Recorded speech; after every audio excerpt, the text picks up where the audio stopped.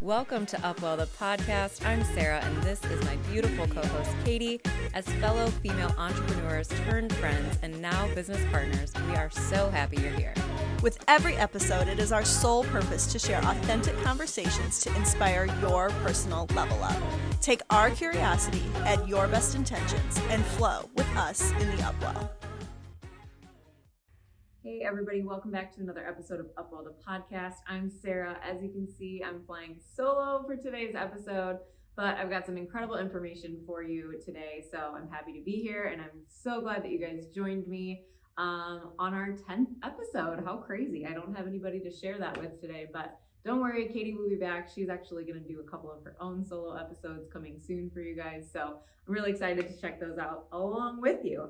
A couple days ago, I took a poll on Instagram. So if you're a follower of us, you saw that I was asking questions about caffeine and what you guys wanted to know specifically. I had a couple requests for the topic. So today, that is what we're going to dive into. We're going to talk about caffeine.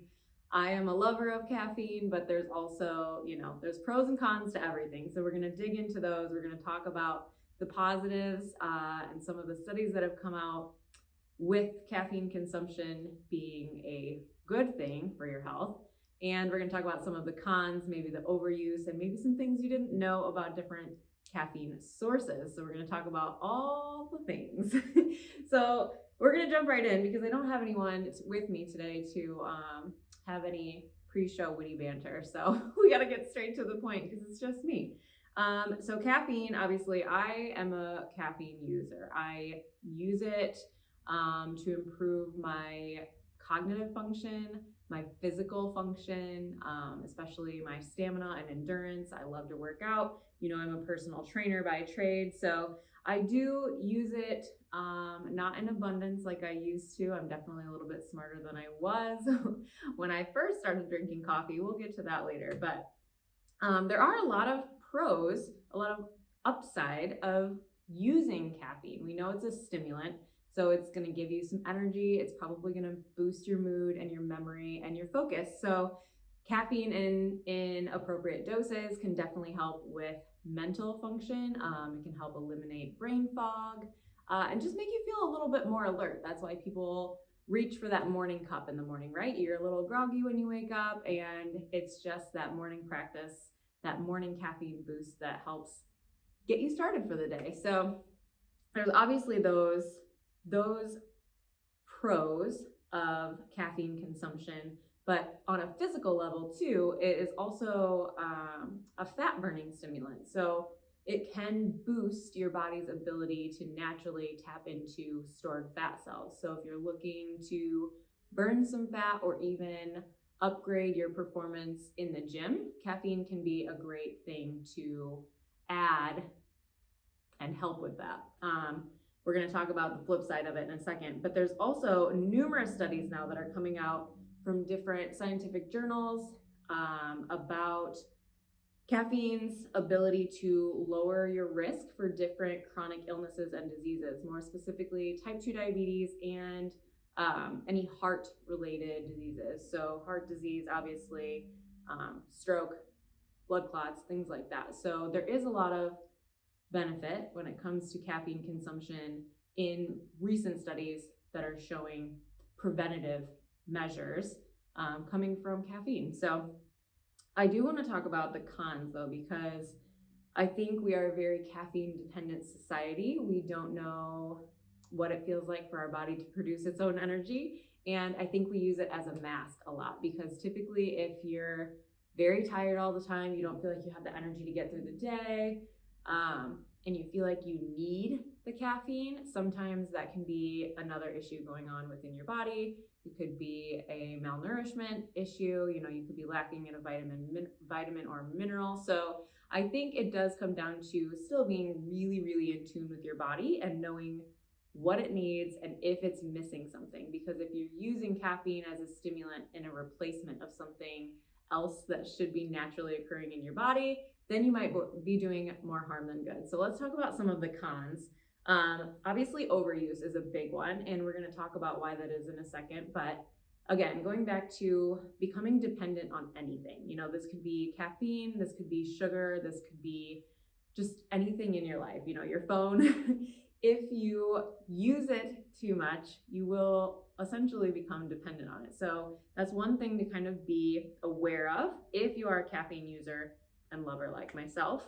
But you can definitely start to tell if you are using it inappropriately or too frequently. You might experience some gut problems like bloating, just abnormalities as far as your regularity goes, if you know what I mean.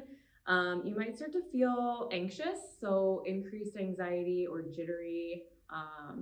And another one that's really big for people, I think, is insomnia. A lot of people don't want to correlate their caffeine consumption to the fact they can't sleep at night, but that is a huge problem in this society. We not only have that 1 cup of morning coffee, we're having numerous cups a day. We're drinking it throughout the day in our energy drinks or going to the gym after work and chugging some pre-workout, whatever that looks like. But just remember that caffeine is a stimulant and it can stay in your body for a long, long time. I think I read a study that said up to 8 to 10 hours, depending on how quickly your body specifically can metabolize the caffeine itself. So just think about that when you're having your afternoon, whether that's a coffee date with a friend, maybe you choose decaf instead, or maybe you go to the gym after work and you do it, I know, uncaffeinated. You will make it through, I promise. It might feel a little challenging at first, but your body can do it. Some other cons to overuse of caffeine can be headaches, raise in blood pressure, which I know is a big issue this day and age, especially with the amount of toxic food products that we're consuming and all sorts of other things, but that's another topic for another day. And it actually has the ability to inhibit collagen production in your skin. And again, this goes back to oftentimes the dose makes the poison, right? So I'm not saying a cup of coffee every day is going to aid you more quickly, but if you're over consuming caffeine, that is a possibility because it's going to inhibit your skin from producing the necessary collagen and elastin to stay young and glowy looking. Okay, so those are kind of the basic pros and cons. Obviously, there's probably a lot more than that, but I want to try to get to some more important topics in my mind anyway. Caffeine, we know, is not just merely coffee. There's so many other forms, and I really believe that your relationship with caffeine depends on the dosage and depends on the way you're consuming it, because black coffee can have a ton of benefits, green tea can have a ton of benefits, but what are the benefits of a pre-workout drink? What are the benefits of, soda, things like that? So let's talk about the types of caffeine that are available on the market and just kind of break down maybe some of the better options and how you can get the most benefits out of the caffeine that you choose to consume. Obviously, I want to start with coffee. That's my favorite. I'm a coffeeholic. If any of you are OG followers of mine on Instagram, I used to be coffee and TIU. I love any opportunity to get coffee. I think I saw a meme that said, my toxic trait is anytime I get in my car, I think I need a caffeinated beverage. And I am totally guilty of that. So you're not alone if you're like me and you love your coffee. But if you are starting to feel any sort of brain fog, or even if you're starting to notice that you're a little bit more jittery, physical things in your body that aren't right after consuming caffeine, it could be for a number of reasons, or coffee, I'm sorry. It could be obviously the overconsumption. Maybe you are not metabolizing it quickly enough, so your body is on overload and you've intaken too much and it doesn't know what to do with it. Another reason that I see more commonly is that most people aren't just drinking black coffee. When you go to Dunkin' Donuts or Starbucks or any other coffee chain, typically you're getting some sort of latte, frappuccino, whatever they may have, but they're usually loaded in sugar, you guys. So you're not only getting the X amounts of grams of caffeine per ounce, you're also getting all the additional sugar and sometimes natural and artificial flavors, artificial colors, which are all known neurotoxins. So you're going to start to see those negative mental impacts almost immediately, and then you compound them over time and you're really going to start to see that. Another thing I want to share about coffee itself, and if you feel like you have adverse reactions to caffeine or coffee specifically, they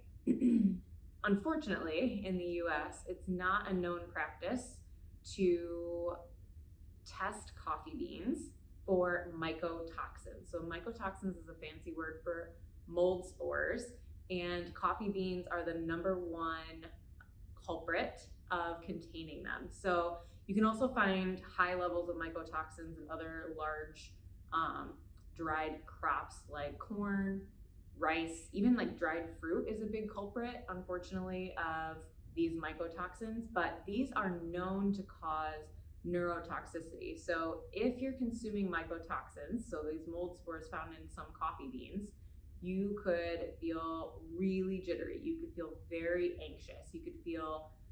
You could have actual physical symptoms like sweating and shaking, things like that. So sometimes your caffeine reaction, if you're having an adverse reaction, it could possibly be due to the mycotoxins found in coffee. So the best way around that I've found is to find trusted brands that guarantee testing from field to the roasting process, to the drying process, and when they sell it, when they store it and sell it. So I think that's important that they are transparent about the entire process, because those mycotoxins not only are found in the bean in the field, but as we all know, storing things like that for long amounts of time could potentially harbor some mold as well. So I think it's important to find a brand you trust, do your research, and give them a try, because those more organic, sustainable, mycotoxin-free brands can really make a difference. I actually made the switch to a company called Purity about 4 or 5 years ago, and I can tell an exponential difference in the way that my body metabolizes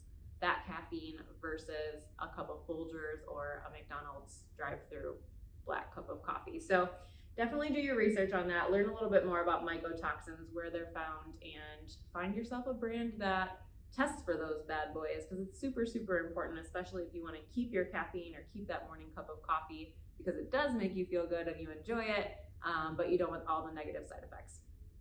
I want to touch on talking about coffee at different times of the day. So some people wake up immediately and go for that cup of coffee. Some people feel like they can't make it through the afternoon without a second or third, maybe fourth cup of coffee.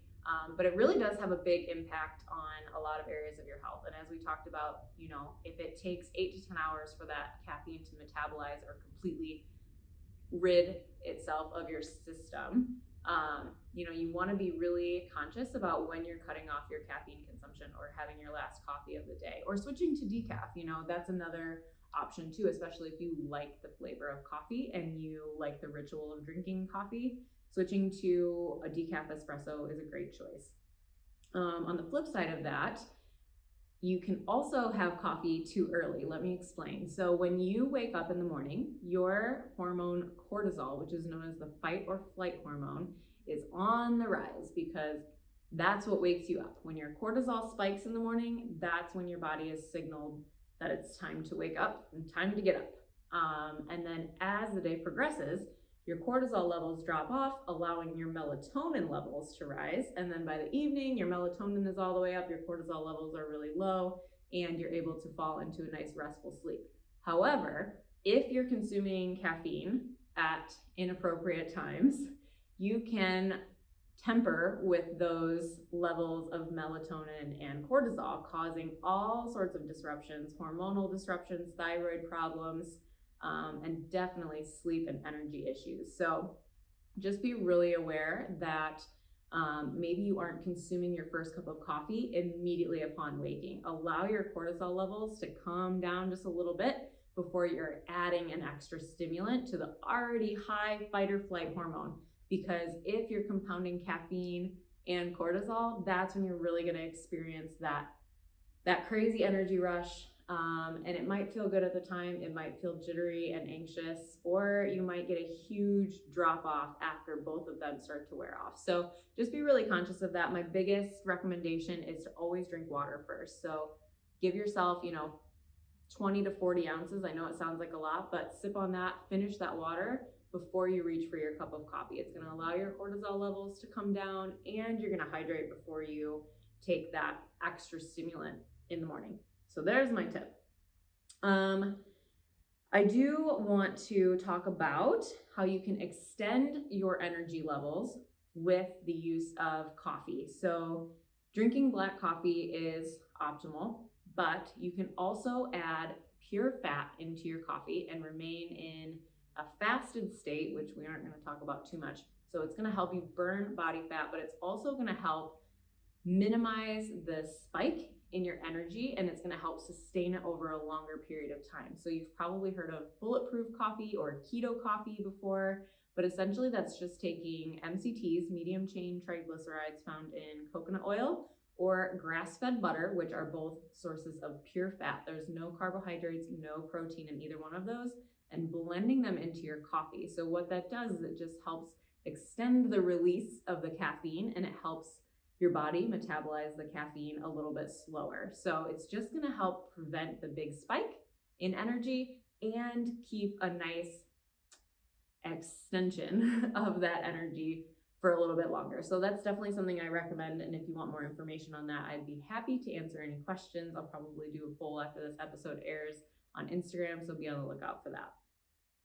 Okay, so I think we've covered coffee pretty well. So I do want to talk about other sources of caffeine, because some people aren't coffee people, and that is okay. I don't understand them, but I guess I get it that some people don't like coffee. But green tea is another one of my favorites, honestly, because it has a lot of the same benefits. Sometimes it has a little bit of a lower caffeine amount per gram, so you might not be drinking or feeling that caffeine effect as strongly as coffee. So if you are sensitive to caffeine, green tea might be a better option for you. But you're going to get the same fat burning increase when you consume green tea, plus the addition of polyphenols. So polyphenols are, they're essentially reducing agents. They've been used in different therapies for thousands and thousands of years, but green tea is a very potent source of these polyphenols, and they help protect your body against oxidative stress. And that, again, is a whole nother episode we can talk about. But essentially, those are all the stressors that are put on us every single day, from the food we eat and the things we drink and external environment and actual stress itself. So it's a great way to protect your body against those oxidative stressors, and it's going to help lower inflammation, which I think is super key and super important. The more studies that come out about inflammatory diseases, which is pretty much every single chronic illness and a lot of the neurological disorders that are happening in the country and in the world right now, are inflammatory based. So I think finding things that are anti-inflammatory and help protect against oxidative stress, like green tea, and other polyphenols out there, that's a great way to, protect yourself from those things.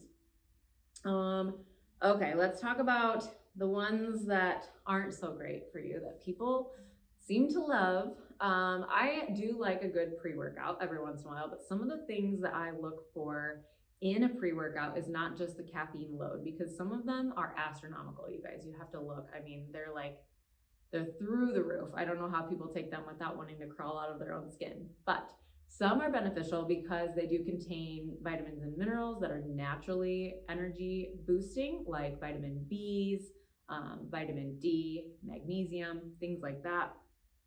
But they can also contain amino acids. That's what I was going to say. They contain amino acids and creatine, which are supportive of building lean muscle and extending your energy naturally. So those are good things to look for in a pre-workout that may be a little bit lower in caffeine, so you're not going completely crazy and berserk when you drink it. And then I want to talk about the not so great sugary drinks that are also caffeinated. So we know that soda, energy drinks like Red Bull, Monster, things like that. They have high levels of caffeine and usually really high levels of sugar. And even the sugar-free ones, you guys, you have to check because there's some sort of fake sugar in there that's probably having a negative effect on your health some way. So just make sure when you're choosing those drinks that you're reading the label intently and you're looking and seeing how many grams of caffeine or milligrams of caffeine, how many natural or artificial preservatives and flavors and colors are present in the product itself, because those are all known neurotoxins, all known oxidative stressors, going back to that green tea. So just be very aware. I will say soda doesn't really have any positive benefits. So if you are a person that drinks soda, whether it's regular, diet, sugar-free, doesn't really matter. It contains all sorts of nasty, nasty ingredients. You can easily Google and YouTube all the yucky things that soda can do to your body. So I'm not going to go into them, but you're probably well aware of them. And if it's an addiction, I totally understand that it's a hard thing to break, but it's worth the try. It's worth improving your health just by removing that one toxic thing from your life and your diet. So check that out if you need more information on, what is in a can of soda and what it can do to a piece of metal. I highly recommend you check it out online. Let's see. So I feel like we've kind of run the gamut on pros and cons. We've talked about coffee, tea, pre-workouts, sugary drinks. I do want to talk about caffeine dependence and how to know that you maybe are a little bit too dependent on caffeine and what it could be telling you, because I think many people don't recognize they're dependent until they don't have it. You might experience extreme lethargy, or maybe you get a migraine or a headache. So just knowing why your body feels like it needs that extra caffeine, or you feel like you need the extra caffeine to get through the day, is super important. I think a lot of times it is due to deficiencies in our nutrition. So if you're missing out on key vitamins and minerals that produce energy or give the body and brain energy, if you're lacking in those, your body, of course, is going to signal you that you need more of an external source. So some of those vitamins and minerals to be aware of are the vitamin B complex, so B2, B6, B12. If you're deficient in any of those, you definitely will have energy issues. Vitamin D is another one that helps, just boost energy levels and brain function. And most of us are deficient in vitamin D because you get most of your vitamin D from the sun, but it can also come from food sources like fresh fish. And if you're not consuming enough of those foods on a frequent basis, and let's be honest, a lot of them are depleted, because of our ecosystem now and our soil and everything else that is lacking some of the basic vitamins and minerals that aren't carrying over to the foods that we eat. So it can always be beneficial to ask your doctor for a test to test those levels and see if you're possibly deficient in anything, because you can easily add supplements of those into your routine versus, having to down a bunch more caffeine that could be potentially harmful in other areas. So I want to come full circle on when I was talking about hormones, and I want to focus on hormonal imbalance and adrenal fatigue specifically, because I think a lot of people maybe have never heard that term, and I want to discover a little bit further what that means and how it could potentially be impacting your life in a negative way. I know I've struggled with it in the past and didn't really know what was happening. So I want to unpack adrenal fatigue just a little bit. So going back to your natural shift of hormones throughout the day, specifically cortisol and melatonin when it comes to the topic of caffeine. Cortisol is raising in the morning and then dropping at night, while melatonin is doing the exact opposite. That's what leads you to waking up in the morning with energy and full of vitality, and then being able to sleep very soundly at night. However, if those hormones aren't working in perfect symbiosis, you're going to start to experience lethargy or the inability to focus, or maybe you feel anxious or unable to sleep at night. You could have troubles falling asleep or staying asleep. Those are just some of the main signs that maybe you're struggling with hormonal imbalance, or more specifically, adrenal fatigue. Other things to be on the lookout for are weight gain or weight loss. If you haven't changed anything else about your life and you feel like you're gaining or losing weight pretty rapidly, that's something to look out for. If you experience neurological disorders, or more specifically memory loss or extreme anxiety, or really the inability to focus is a big one too. So I think if you struggle with any of those on a daily basis, and it's not just a situational thing, that could be something to potentially look into. So do some research on adrenal fatigue, learn a little bit more about it, and don't be afraid to ask your doctor, be your own advocate when it comes to checking your hormone levels. I think they're so important, and they're definitely overlooked much of the time when it comes to us dealing with our doctors and finding the root cause of a lot of chronic illness or distress that we are experiencing in our health. So make sure you ask your doctor about hormone imbalance, or at least to check your hormone levels as frequently as you need.